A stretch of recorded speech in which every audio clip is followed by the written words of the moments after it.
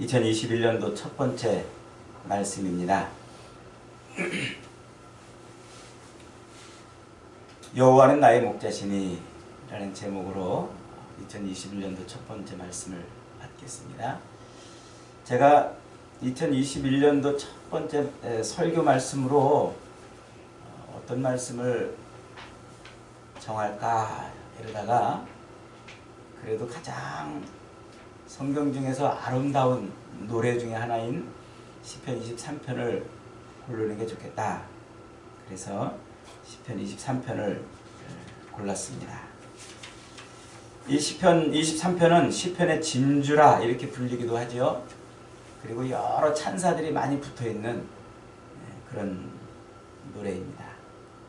이 시편이 역사 이래로 얼마나 많은 영향력을 행사했는지, 많은 영향을 끼쳤는지 알 수가 없어요. 역사에서 간혹 등장하는 어떤 많은 사람들이 고백하기를 내 인생이 그 시편 23편을 읽고서 이렇게 바뀌었다. 이렇게 고백하는 사람들이 많이 있단 말이죠.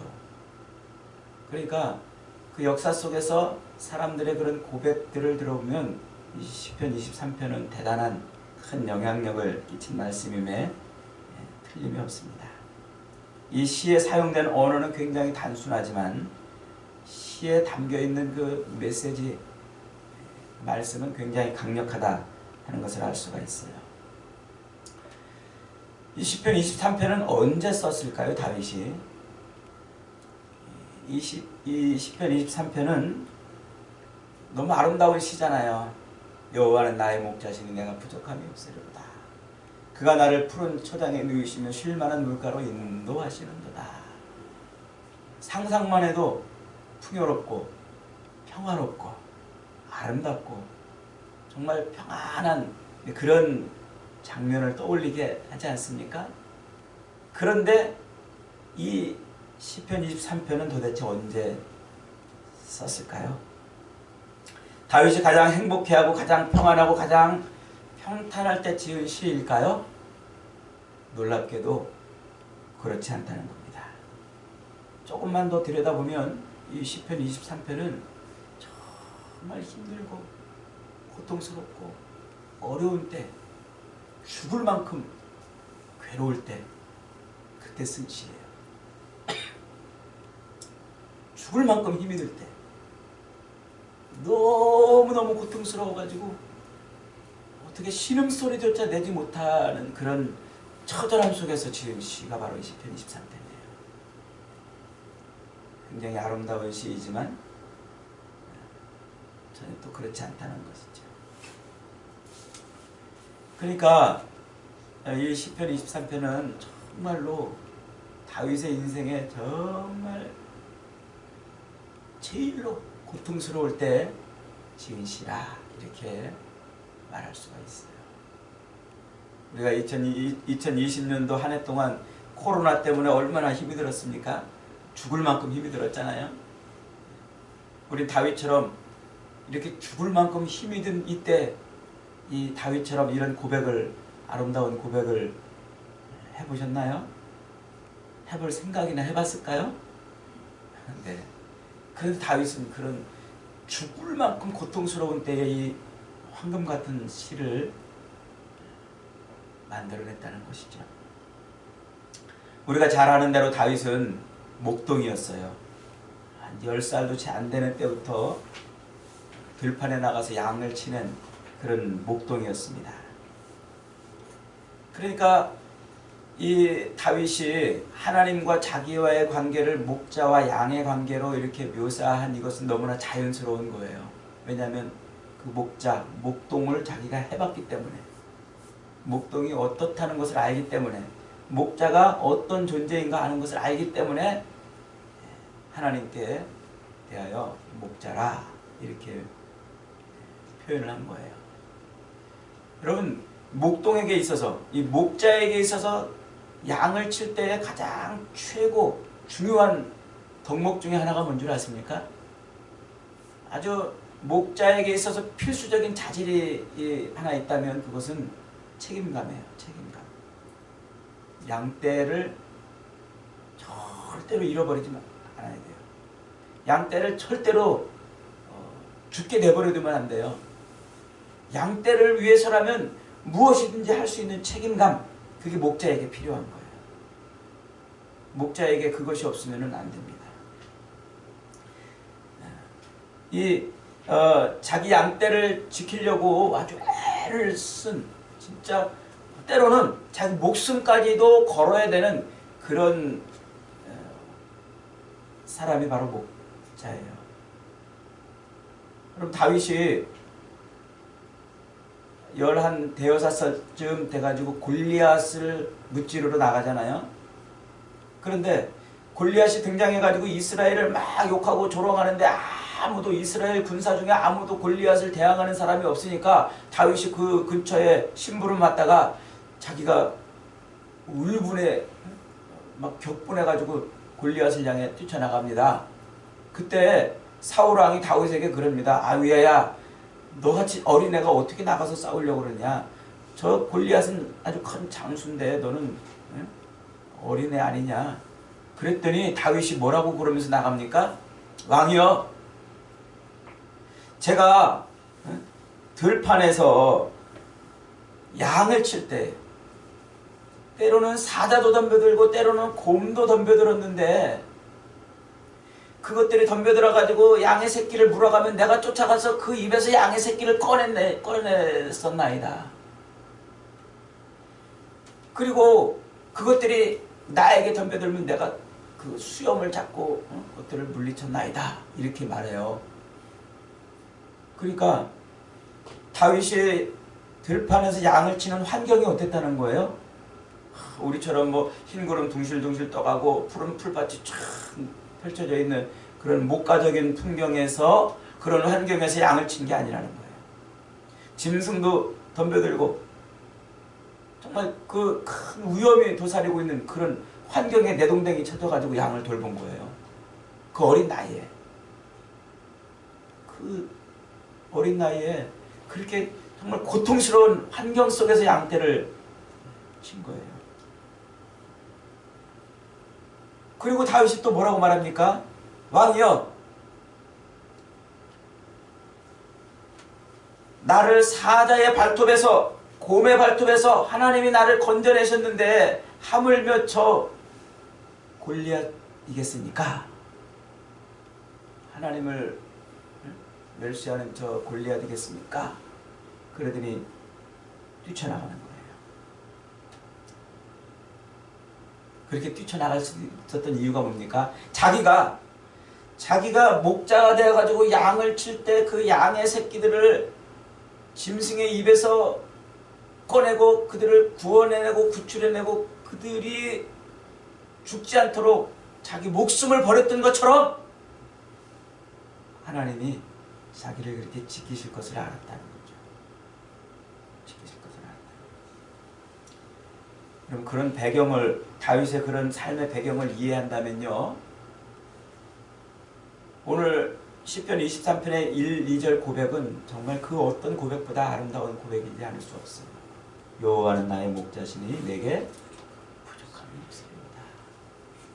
그가 나를 푸른 초당에 누이시며 쉴만한 물가로 인도하십니다. 여러분은 이런 고백을 해보신 적 있나요? 지금 자기 양떼를 이끌고 다니는 목자는 결코 푸른 풀밭이 펼쳐져 있고 흰구름 떠다니는 그런 목가적인 환경, 그런 풍경, 그런 상황에 놓여 있는 것이 아니고 때로는 맹수들로부터 양떼를 지키기 위해서 자기 목숨까지 걸어야 되는 그런 목자. 하나님이 지금 그런 분이시라는 거예요. 자기를 위해서 하나님이 그렇게 몸부림치시고 자기를 지키시는 분이시다. 그러는 거예요. 특별히 3절에서 이렇게 노래합니다. 내 영혼을 소생시키시고 자기 이름을 위하여 의의 길로 인도하시는도다. 이 소생시킨다라는 말은 원래 있던 곳으로 되돌아간다 이런 뜻이에요. 그러니까 원래 있던 곳으로 되돌아간다라고 지금 그렇게 표현을 하는 걸 보니까 다윗의 일생 동안에 다윗의 그 인생 여정 속에서 뭔가 지위를 잃어버렸던 때가 있죠. 잃어버렸던데 원래 있던 대로 다시 돌아가게 하시는 분이 하나님이시라고 노래를 하고 있으니까 지금 자기가 원래 있었던 그 지위, 그 위치를 잃어버렸다가 다시 돌아가게 되기를 소망하는 거예요. 지금 언제 그랬을까요? 아들 압살롬이 반역할 때예요. 아들 압살롬이. 어느 날 압살롬이 아버지 목에 칼을 들이대고서 아버지한테 왕위를 물려달라고 쿠데타를 일으킵니다. 근데 전혀 그 압살롬의 쿠데타를 예상도 못했고 예측도 못했어요. 그러니까 다윗이 반란을 일으킨 그 아들의 칼날을 피해가지고 허겁지겁 허둥지둥 의관도 제대로 갖춰 입지 못하고 왕궁을 빠져 도망을 쳐야 했어요. 머리는 풀어 헤치고 신발도 제대로 신지 못하고 맨발로 기드론 시내를 건너갔다고 그랬어요. 얼마나 다급했으면은요. 얼마나 다급했으면 머리도 풀어 헤치고 신발도 제대로 신지 못하고 맨발로 기드론 시내를 건너서 광야로 도망을 쳐야만 했을까요? 그러니까 아주 너무나 긴박한 상황을 만난 거죠. 긴박한 상황. 아무도 다윗을 따라 나서지 못했어요. 누구도 다윗을 챙겨주지 못했어요. 그냥 혼자 맨몸으로 모든 것을 내동댕이 치고 모든 것을 버려둔 채로 걸어만 날 살려라고 왕궁을 빠져나갈 수밖에 없었어요. 그때 압살롬을 도와가지고 반역을 도왔던 이 아히도벨이 압살롬에게 이야기합니다. 왕이여, 얼른 저 다윗을 뒤쫓아가십시오. 얼른 쫓아가서 저 다윗을 죽여야 됩니다. 그래요. 이 아히도벨은 다윗의 책사였어요. 근데 그가 압살롬 편에 서가지고 도망가는 다윗을 얼른 쫓아가서 죽이라고 지금 압살롬에게 조언을 하는 것이죠. 만일 그때 압살롬이 아히도벨의 이 조언을 들어서 추격대를 보냈더라면 다윗은 꼼짝없이 죽었어요. 홀로 도망을 쳐야 되는데 아무것도 가지지 못하고 도망을 쳐야 되는데 누가 있어 그를 막아주고 무엇이 있어서 그가 군사들을 피할 수 있었겠습니까? 그때 압살롬이 아히도벨의 이야기를 듣고 군대를 보냈다면 다윗은 그냥 거기서 죽은 거예요. 그런데 압살롬이 갑자기 다윗의 책사였던 또 다른 책사였던 후세를 부릅니다. 야 후세야, 네 생각은 어떠냐? 아히도벨이 지금 얼른 가서 쫓아가서 다윗 왕을 죽이라고 그러는데 네 생각은 어떠냐? 이렇게 물어요. 그러니까 후세가 압살롬에게 이렇게 얘기합니다. 왕이여, 뭐 급할 게 있습니까? 지금 다윗을 쫓아가는 것보다 더 급한 거는 왕이 백성들 앞에서 내가 왕으로 새롭게 등극했노라고 선포하는 겁니다. 그리고 이제는 이 왕궁의 주인이 왕이 되셨으니까 군대를 다시 정비하십시오. 체제를 다시 정비하십시오. 그리고 백성들 앞에 왕이 되었음을 공고히 선포하시고 그리고 온 군대를 모아가지고 다윗을 쫓아가면 됩니다. 그러면 다윗이 어디로 도망치겠습니까? 이스라엘의 전 군대가 왕의 말에 움직이는데 다윗이 어디로 도망치겠습니까? 그러니 지금 급하게 쫓아갈 것 없습니다. 왕의 자리를 공고하게 하십시오. 그렇게 조언을 해줘요. 그래서 압살롬이 이 후세의 말을 듣고 추격대를 안 보내요. 얼른 이 후세가 신복을 시켜가지고 야, 너 빨리 다윗 왕에게 전가를 넣어라. 오늘 밤 안으로 요단을 건너서 도망치라고. 안 그러면 죽는다고. 빨리 전가를 넣어라. 그래서 전령이 급하게 쫓아가가지고 그 쉬지도 못하고 도망가는 다윗의 뒤를 쫓아가서 더 빨리 도망가라고 그렇게 얘기를 해주죠. 그 덕분에 다윗이 살았어요. 그 덕분에 다시 군대를, 자기를 따르는 사람들을 정비해가지고 그 덕분에 다시 압살롬에게 반격할 수 있는 여유를 가진 거예요. 다윗은 그 후세의 전가를 들으면서 무슨 생각을 했을까요? 그때 다윗은 느낀 거예요. 야, 하나님이 개입하셨구나. 이게 하나님이 하지 않으셨으면 도무지 할 수 없는 일을 지금 하실 거구나. 하나님이 나를 지금 도우셨구나. 그래서 그는 자기 원래 자리로 돌아갈 수 있는, 자기를 소생시키게 할 수 있는 그 은혜를 지금 노래하는 거예요. 은혜를. 내 영혼을 소생시키시고 자기 이름을 위하여 의의 길로 인도하시는 도다. 그러니 하나님이 그렇게 개입하셔가지고 역사하시니까 두려울 게 뭐가 있겠어요. 그래서 4절에서 이렇게 노래합니다. 내가 사망의 음침한 골짜기로 다닐지라도 해를 두려워하지 않을 것은 주께서 나와 함께 하심이라. 주께서 나와 함께 하심이라.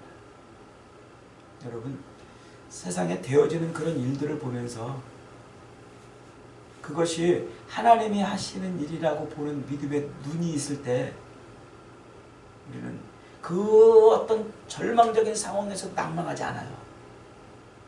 후세가 전령을 보낸 그 전령의 이야기를 듣고 야, 이게 하나님이 하신 것이 아니면 이루어질 수 없는 일이구나 하는 확신을 갖는 순간 다윗은 그 죽음의 공포 속에서 자식의 칼날을 피해 도망을 쳐야 되는 그런 처절함 속에서도 그는 담대한 용기를 다시 얻을 수 있었던 거예요. 사망의 음침한 골짜기로 다닐지라도 해를 두려워하지 않을 것은 주께서 나와 함께 하시니라. 여러분에게 이런 믿음이 있기를 원합니다. 2021년도에는 이런 믿음으로 살 수 있기를 원합니다. 절망과 우리 앞에 있는 숱한 어려움과 환난과 고난과 고통과 온갖 시련이 있다 할지라도 그것보다 더 크신 하나님이 우리의 삶에 함께 하신다면 우리는 그런 사망의 음침한 골짜기에서 거뜬하게 벗어날 줄 믿습니다. 그 다음에 이렇게 노래하잖아요. 주의 지팡이와 막대기가 나를 안위하시나이다. 목자에게 필요한, 양을 칠 때 필요한 게 지팡이하고 막대기예요. 지팡이는 양이 어디로 도망가지 못하도록 다른 길로 가고 겹길로 갈 때 그 양을 톡톡톡톡 쳐가지고 바른 길로 가게 만드는 도구가 지팡이예요. 근데 막대기는 짐승이, 맹수들이 덮칠 때 그 짐승들을 쫓아낼 때 쓰는 도구가 막대기예요. 용도가 그렇게 달라요. 그런데 이 막대기를 꺼내는 순간 자기 생명을 걸어야 되는 거예요. 막대기를 꺼낼 때가 언제일까요? 짐승이 덮칠 때이기 때문에 그래요. 그래서 막대기를 꺼냈다는 것은요, 곧 목자가 자기 목숨을 걸어야 되는 때예요. 아주 긴급하고 위험한 때라는 거죠. 그러니까 주의 지팡이와 막대기가 나를 안위하신다라고 노래하고 있다는 것은 지금 하나님께서 목숨을 걸고 자기를 지키고 있다는 것을 확신한 거예요. 목숨을 걸고. 여러분, 쿠데타가 일어나면요,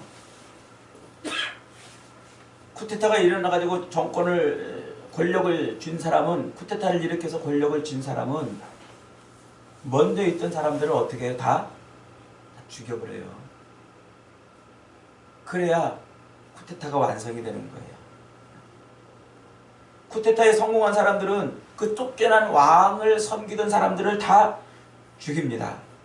이 압살롬도 예루살렘 왕궁을 장악한 이후에 반란을 확고히 하기 위해서 다윗의 충신들을 다 죽이고자 했어요. 그렇게 다윗을 따르던 사람들을 다 죽이려고 하는 그때에 감히 나서가지고 다윗을 위해서 뭔가 한다는 것은 자기 목숨을 내놓아야 되는 일인 거예요. 목숨을. 그럼에도 불구하고 후세는 기꺼이 압살롬에게 나가가지고 다윗을 도와서 일을 한 거예요. 자기가 죽을 수도 있고 어쩌면 뻔히 죽을 것을 알면서도 후세는 그렇게 목숨을 걸고 압살롬에게 나가서 시간을 벌어준 거예요. 다윗을 위해서. 그 시간을 벌어준 거예요. 그러니까 지금 다윗이 예루살렘 궁 안에서 벌어지고 있는 그 일들을 상상할 때 후세가 지금 자기에게 전령을 넣어가지고 오늘 밤 긴급하게 요단을 건너지 않으면 당신이 죽을 것이라는 그 말을 듣는 순간 그는 예루살렘 왕궁에서 어떤 일이 벌어지고 있는지를 상상한 거예요. 목숨을 걸고 자기 생명을 담보로 왕을 위해서 그렇게 헌신한 사람들이 그 속에 있는 거죠. 하나님이 그들의 목숨을 담보로 다윗을 살리신 거예요. 그들의 목숨을 담보로. 그러니까 다윗은 지금 저 압살롬의 그 통치하에서 자기를 위해서 목숨을 담보로 일하고 있는 자기 충신들을 보면서 야, 하나님이 지금 하나님의 막대기로 역사하시는구나. 그걸 본 거죠. 그런 믿음의 눈으로 그걸 본 거죠. 그래서 5절 6절에서 이렇게 노래하지 않을 수가 없었던 겁니다. 주께서 내 원수의 목전에서 내게 상을 차려주시고 기름을 내 머리에 부으셨으니 내 잔이 넘치나이다. 내 잔이 넘치나이다. 다시 왕궁으로 돌아가서 잔치를 배설하는 모습을 지금 떠올리는 거예요. 잔치를. 기름을 내 머리에 부었다는 말은요, 이중적인 두 가지 의미를 담고 있어요. 하나는 잔치에 초대된 손님에게 주인이 기름을 머리에 발라줘요. 향이 나는 기름을 발라줘요. 그 잔치 자리를 기쁘게 하려고 그러는 것이죠. 또 기름을 머리에 발랐다는 것은요, 왕을 세울 때 기름으로 왕을 세웁니다. 기름을 부어서 왕을 세워요.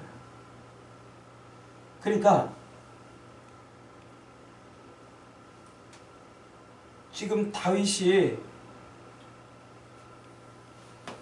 기름을 내 머리에 부으신다라고 이렇게 말한 이 말은 잔치를 베풀어서 하나님이 다시 그 잔치에 돌아와서 기쁨을 누리게 하신다는 그런 의미를 말하는 것이면서 동시에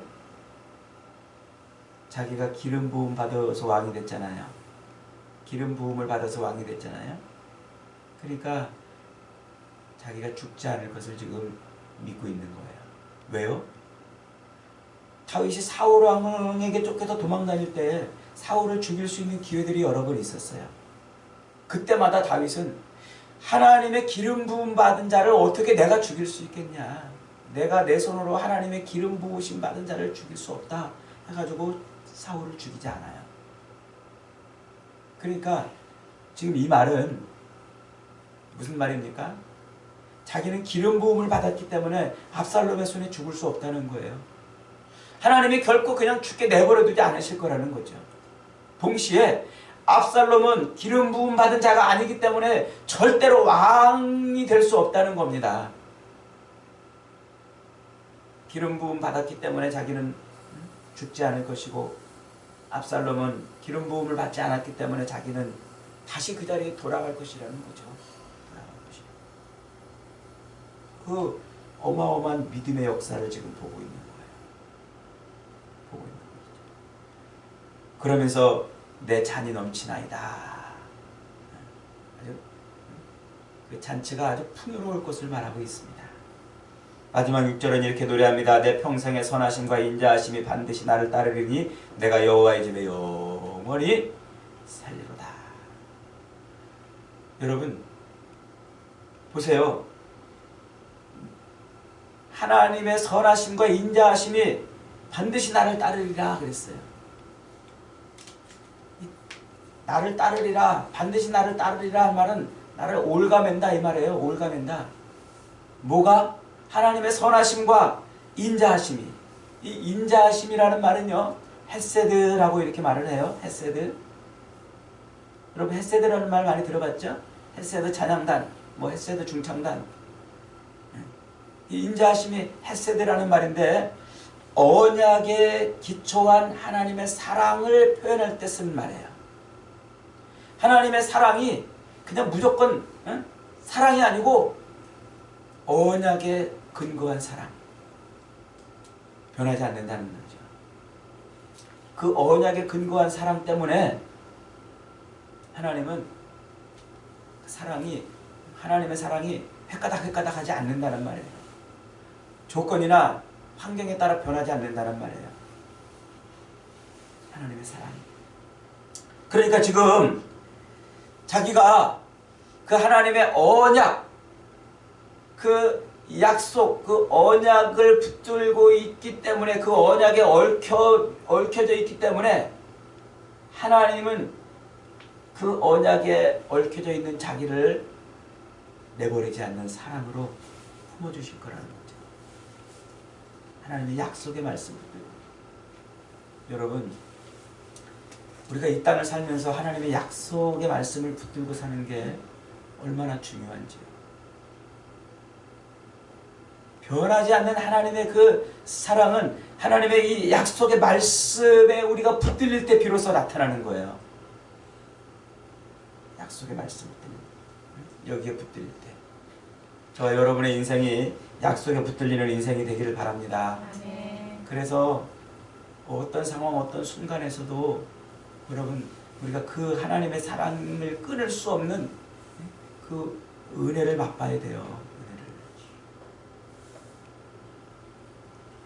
은혜를. 여기서 살리로다, 여호와의 집에 영원히 살리로다 그랬잖아요. 이 살리로다라는 말이 다시 돌아간다는 뜻이에요. 아까 소생한다라고 말하고 비슷합니다. 다시 돌아간다. 그러니까 다시 돌아간다라는 말을 지금 여호와의 집에 영원히 살리로다라는 이 말은 이중적인 의미를 쓰고 있어요. 하나는 예루살렘으로 반드시 다시 돌아갈 거라는 말이에요. 예루살렘, 그 왕되었던 그 자리로 다시 돌아갈 것이고, 지금은 이렇게 급박하게 맨발로 홀몸으로 도망을 쳐야 되는 이런 기가 막힌 처지에 있지만 다시 그 자리로 돌아갈 것이라는 거죠. 그리고 두 번째로는 하나님의 그 어마어마한 하나님의 사랑을 다시 깨달은 거예요. 깨달은 거. 그래서 하나님 품에 다시 돌아간다는 거예요. 하나님 품에. 사실 다윗이 이렇게 압살롬의 칼을 피해서 도망을 쳐야 되는 이런 처절한 환경을 만난 이유가 뭡니까? 그가 밧세바를 범하잖아요. 밧세바를 범하고서는 이 밧세바의 남편인 우리아를 전쟁터에서 죽게 만들어요. 그 일로 하나님의 진노를 사요. 그래서 하나님이 그에게 징계를 내려요. 뭐라고 내리시냐면 네 집에 영원히 칼이 떠나지 않으리라. 영원히 칼이 떠나지 않으리라. 그러니까 지금 다윗이 자식들이 서로 칼부림을 하면서 서로 죽고 죽이는 그런 일을 겪었고, 자기도 자식의 칼날을 피해서 도망을 쳐야 되는 그 어처구니 없는 환경을 만나는 이런 일들을 겪는 이게 우연히 생긴 것이 아니고, 이게 어쩌다 일어난 일이 아니고, 자기가 범죄한 것 때문에 일어났다는 것을 누구보다 잘 아는 거예요. 누구보다. 그래서 그 범죄함을 인해서 다시 하나님 앞에 회개하고, 하나님, 내가 하나님의 품으로 다시 돌아가겠습니다. 예루살렘으로 돌아가는 게 그게 목적이 아니고 그것보다 더 중요한 하나님의 품으로 돌아가겠습니다 라고 지금 외치고 있는 거죠. 하나님의 품으로. 여러분, 이게 지금 다윗이 노래하고 있는 목자와 양의 관계예요. 다윗은 하나님이 그렇게 자기의 목자 되신다고 그렇게 고백을 하고 있어요. 자기는 양이라고 고백하고 있고. 여러분, 우리에게도 목자가 있어요. 저와 여러분에게도 목자가 있습니다. 저와 여러분의 목자가 누구이실까요? 예수님이에요. 예수님은 요한복음 10장 14절로 15절에서 이렇게 말씀하셨습니다. 나는 선한 목자라. 나는 내 양을 알고 양도 나를 아는 것이 아버지께서 나를 아시고 내가 아버지를 아는 것 같으니 나는 양을 위하여 목숨을 버리노라. 주님이 우리의 목자가 되신다는 거예요. 내가 주님을 향해서 주님은 나의 목자가 되십시오 라고 하기도 전에 주님은 내가 너의 목자이다 라고 말씀하고 있어요. 그러면서 내가 너를 위해 목숨을 버리노라고 말씀하고 있어요. 진짜 다윗이 노래했던 그 목자처럼 목숨을 거는, 양을 지키기 위해서 목숨을 거는 목자가 우리 예수님이에요. 그 예수님이 우리에게 있는데 여러분 두려워할 일이 뭐가 있겠어요? 우리를 위해서 목숨을 내어 던져주시는 그 주님이 계시는데 우리가 무엇을 걱정하고 무엇을 염려하겠습니까? 우리를 위해서 모든 것을 내어 던져주시는 주님이 계시는데 여러분 우리가 이기지 못할 것이 어디 있겠으며 벗어나지 못할 게 무엇이 있겠습니까? 여러분 2000년도 2020년도 한 해 동안 이런저런 환경과 여건과 조건에 넘어지고 실패하고 그것 때문에 좌절하고 절망했다면 우리를 위해서 모든 것을 내어줘 주시는 목자가 계시니까 2021년도에는 승리할 줄 믿으시기 바랍니다. 2021년도에는 우리의 인생을 위해서 모든 것을 내어던져 주시는 주님이 계시니까 여러분 승리할 수 있어요. 실패한 2020년을 뒤로 하고 이제는 성공의 길로 나갑시다. 진실로 우리를 위해서 모든 것을 내어던져 주는 우리의 목자 되신 주님이 계시니까 이길 수가 있는 것입니다. 여호와는 나의 목자시니 주님은 나의 목자시니 내가 부족함이 없으리로다. 그가 나를 푸른 초장에 누이시며 쉴만한 물가로 인도하시는도다. 이런 고백이 2021년도에는 넘치는 은혜가 있기를 축원합니다. 이런 고백으로 말미암아 목자 되신 주님의 영광을 누리는 저와 여러분 되시기를 바랍니다. 주님을 붙들어 보십시오. 주님과 동행해 보십시오. 믿음을 가지고 삶의 싸움터에서 주님을 붙들고 나가십시오. 그러면 다윗처럼 우리도 이런 아름다운 인생의 고백을, 믿음의 고백을 남길 수 있을 것입니다. 여호와는 나의 목자시니 내가 부족함이 없으리로다. 이 놀라운 고백이 저와 여러분의 2001년도의 고백이 되시기를 주님의 이름으로 축원합니다. 아멘.